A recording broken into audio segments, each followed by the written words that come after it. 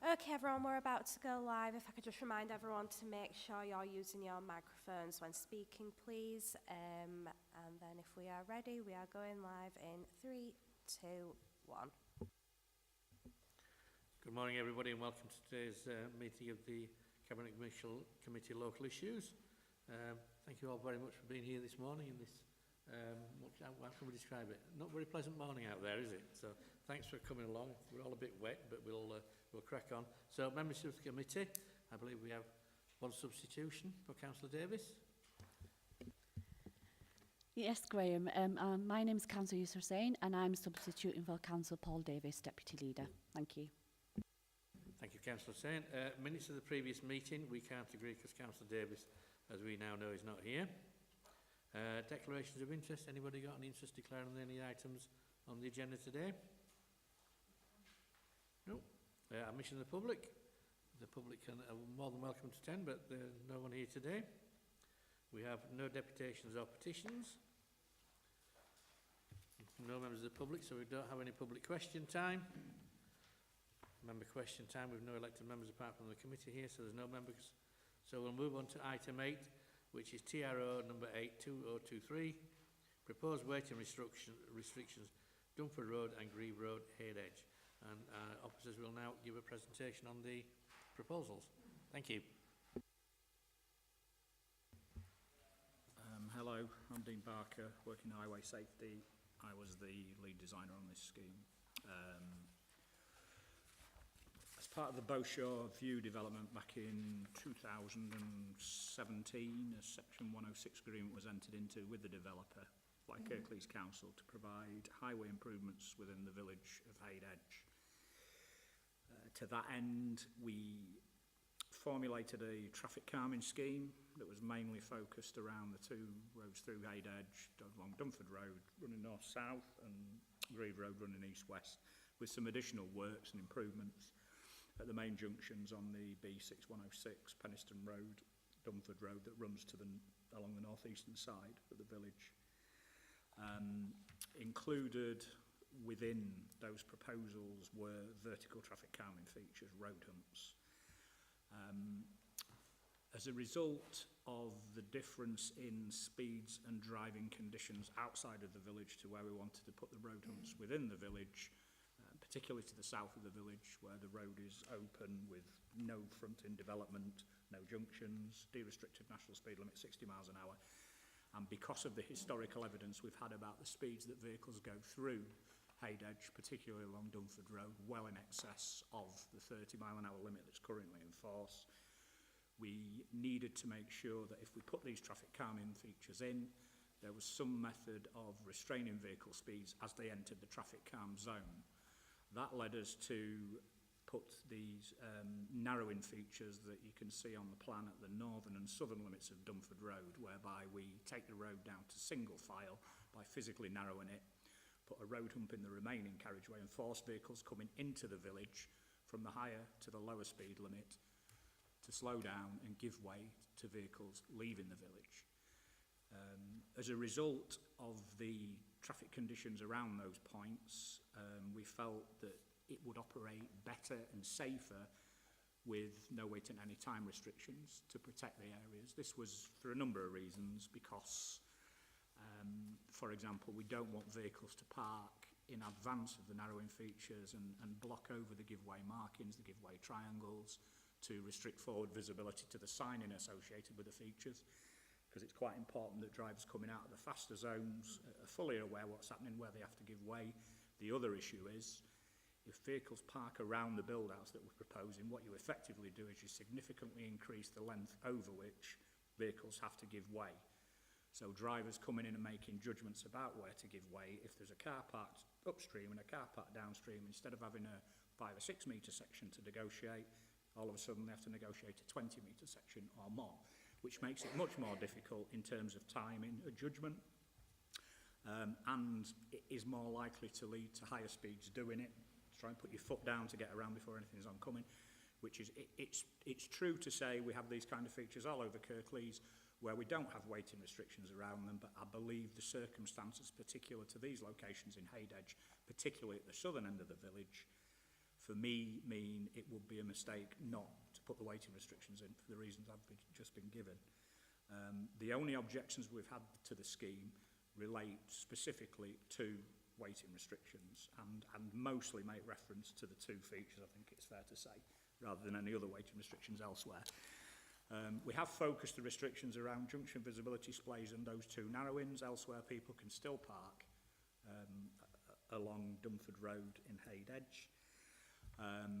During consultation, we didn't receive any adverse comments about the weighting restrictions from anybody. We were in fact asked to put more in, which we did as a result of consultation. However, when the weighting restrictions were advertised, I should add that the scheme's really heavily supported. We consulted over 400 addresses. We had an open day. We've only received 1 comment that is fundamentally against the scheme. We did make some changes to the scheme following consultation, but on the whole, the residents fully support it. So the only objections we had were to the weighting restrictions, most specifically to where they're being introduced around the narrowing features. That basically, other than going into lots of details about the rest of the scheme, that has no relevance to the objections we've got that we need to consider is all I can say about it. Now, the basis of the objections, I think it's fair to say, Karen, varies a little bit. Are you going to cover that, or is that for me to cover? It's for me to cover. Thank you very much. Right, I'll go back through to the report because it's easier than me trying to remember it. So, the first objection is quite specific to the weighting restrictions around the southern carriageway narrowing feature. The objector states that they were subject to a traumatic event in the past on a public highway that wasn't lit. They prefer to park outside the front of their property because they feel more secure than driving around the back of the property to access it, which is within the Green Abbey estate. They say that the chicane can be maintained without weighting restrictions. However, as I've said before, there are good reasons why I don't think that's the right thing to do here.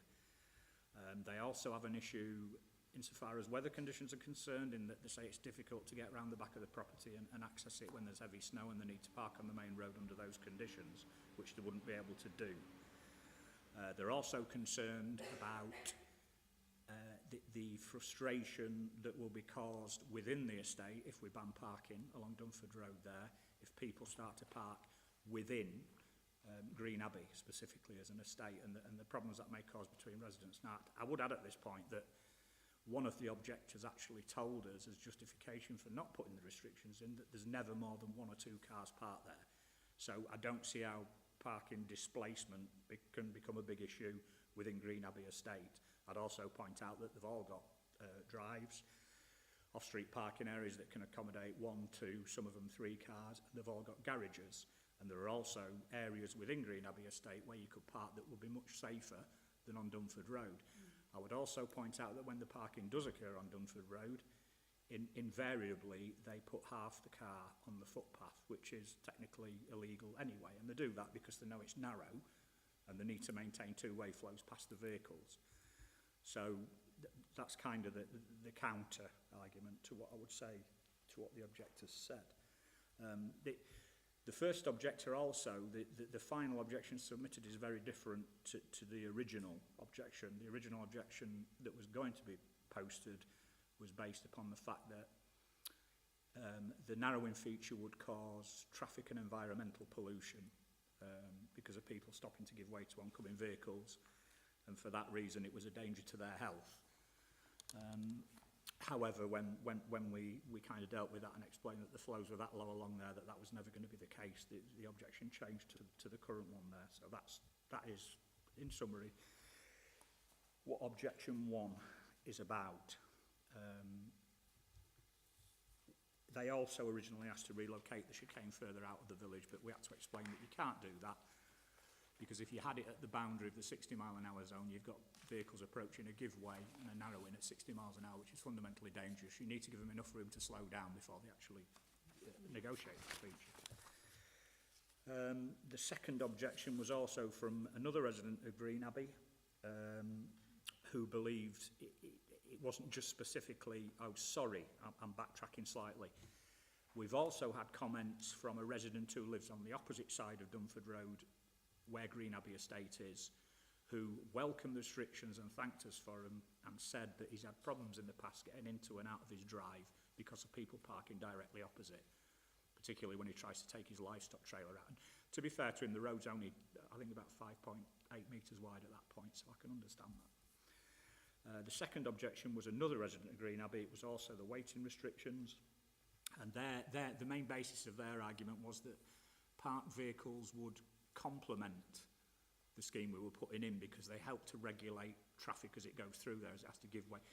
Now, whilst that can be the case, and within the village itself, that will continue to be the case, and that's, you know, whilst we can't condone footway parking, that is the reality of what will happen.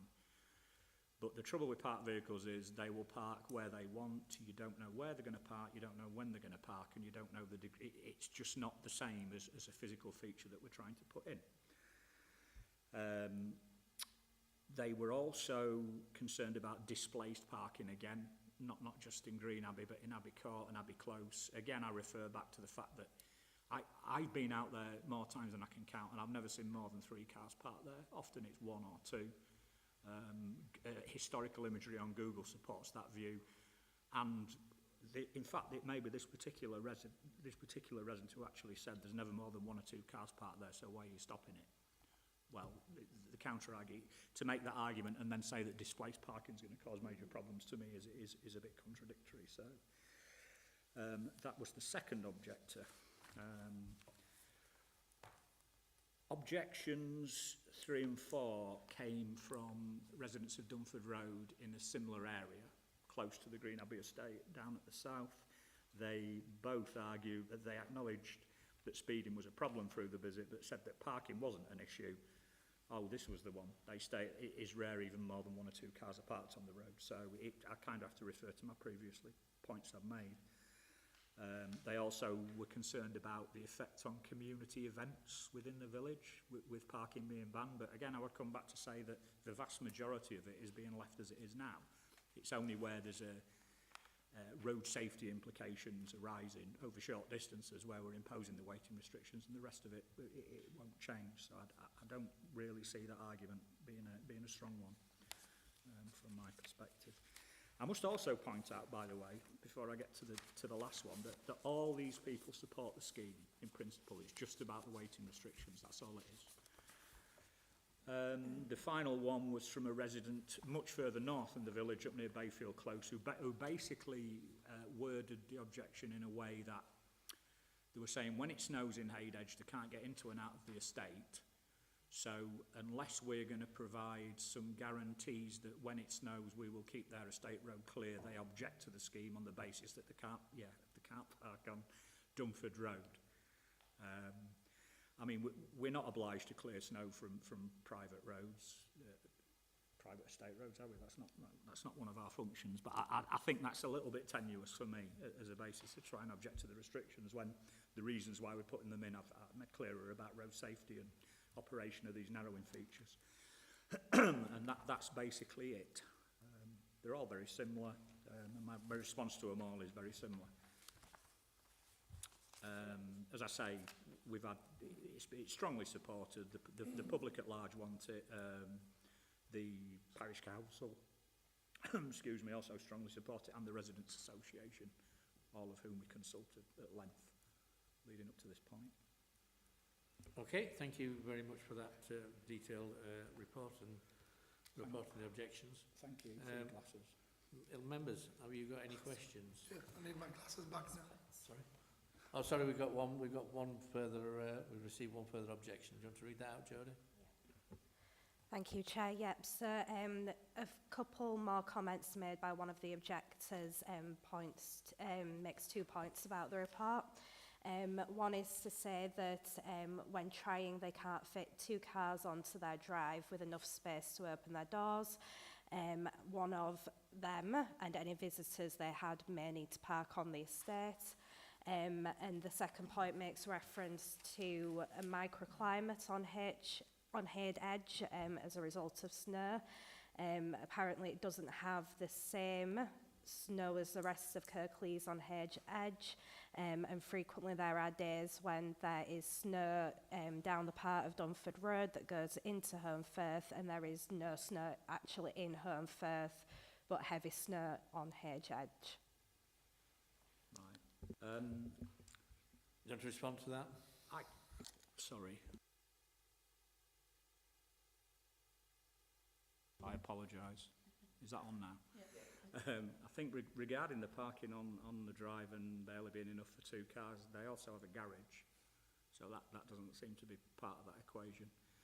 Regarding parking on street, I would just refer back and say, if there's a need for 2 or 3 cars to park along that section of Dunford Road, we will always feel it's better that they park within Green Abbey Estate than on Dunford Road. It's always going to be safer for them to do that. Regarding the weather, pass, I don't know what to say. I'm no expert on climatic conditions and microclimates, so that's all I can say about that. Okay, thank you. Pop your mic off. Members, have you any comments or questions? Yes, I do. Thank you, Chair. As has already been mentioned, the scheme was developed to reduce vehicle speeds and the likelihood and severity of any collisions in this vicinity. Historical speeds travelling through the village were excessive. Extensive consultation took place with ward members, statutory consultees, residents, parish council and Hayed Edge Residents Association, and via an open day publicised via social media, ward members, parish council and village association accounts outlined in point 1.3, page 10 of this report. The proposals were overwhelming well supported. During the consultation period, as many proposed changes as possible were adopted without affecting the integrity of the scheme. As mentioned earlier on, all 3 Home Valley councillors, parish councillors and residents associations strongly support the scheme. The main elements of the scheme are summarised in Appendix B of the report, and I ask members to approve the officer recommendations outlined on page 17.6 of the report. Thank you, Chair. Thank you. Anything to add? Thank you, Chair. I just want to make a point in terms of, I'm not going to go over what Masood has said, but that was the points that I would raise as well. But I also like to mention the point of the weather conditions. We do have the snow warden scheme as well, which is beneficial, so I would like to point that out. And also there's been extensive consultation on this particular scheme.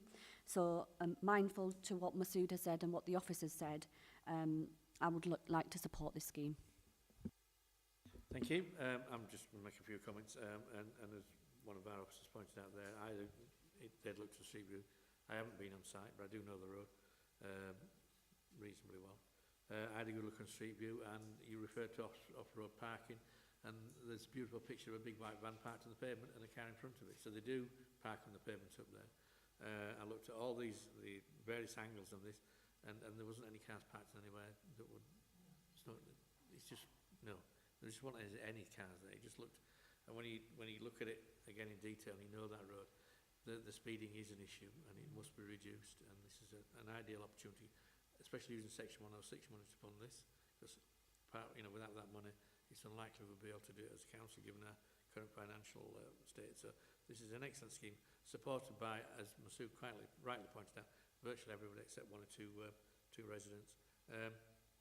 Going back to the snow, again, I'm not a climate expert, and I don't know that Hayed Edge has its own little microclimate, but if we had significant snow anywhere in Kirklees and people can't get the vehicles to where they want and they have to, in effect, abandon them somewhere else, I don't think we've ever given anybody a ticket for abandoning the car when they can't get anywhere. I couldn't say that, I'm glad you did. And I don't think, again, being perfectly honest, that we're ever going to send up traffic enforcement officers up there. But as I said, we turn a blind eye to people abandoning their vehicles when they can't get anywhere for snow. So for me, that is not an issue. So we've got 2 votes in favour, and I'll totally support this as well.